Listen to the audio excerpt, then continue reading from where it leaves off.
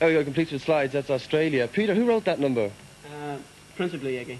I think Iggy wrote the guitar, Marty wrote the vocals, and probably the band got the most of the organisation of it together, you know. What's it about?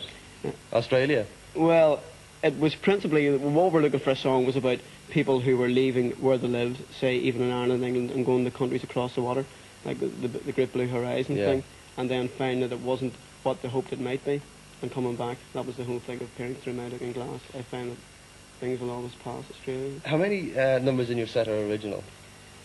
At the moment, it's about 70-30 in favour of original. When we first come down, we had about 4 original tunes, but there's such a fearsome...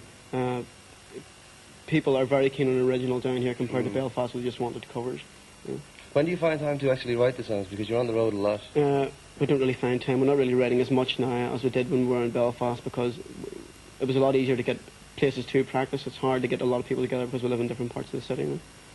How many residencies do you play in Dublin? You've got 2, I think, is it? And we're doing the Bagot on Sunday night, Sallynoggin on Thursday night, and the Sportsman's on Tuesday night. We're doing good crowds in all of them, but I think there's spillover from each one, so it's not an individual crowd to each place. I think there's people coming from Sallynoggin, the Sportsman's, and vice versa, and to the Bagot.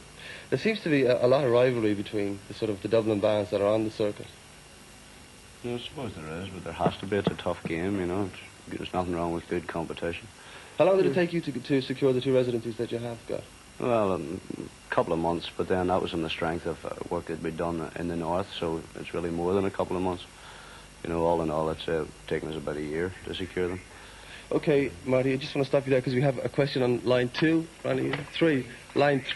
Hello. Hello. Who's calling, please? My name is Ian. Hi, Ian. I'd like to ask Peter, what's his favourite gig he's done? My favourite gig at the moment, that we're doing at the moment? Where he plays, is it? Yeah.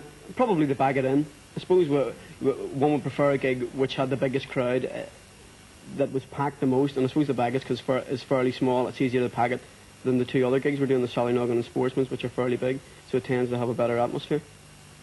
Okay, Ian. Yeah, that's great. Which one do you go to, by the way? Well, McKinney. Aha. Okay. Okay, thanks very much. Thanks indeed for calling. Good luck. Just very briefly, lads, can I ask you, what do you want the band to do in the future? What would be your immediate objective? Well, with this single being released next week, it's only been released in Ireland, and it's more of a promotional thing. I don't think we're not going to release it in England for the time being, unless there's fierce clamouring for it.